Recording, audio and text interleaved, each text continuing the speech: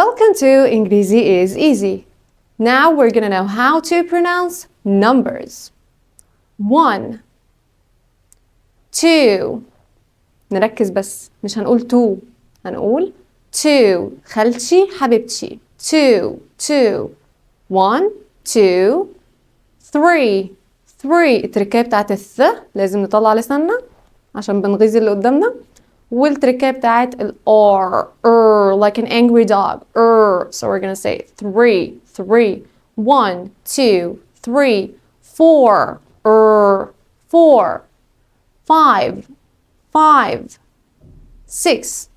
6 7 الإي مش بتتنطق بتتنطق so we're gonna say 7 8 مش هقول 8 9 10 مش هقول 10 معاكم English coach أسماء عبد الدايم.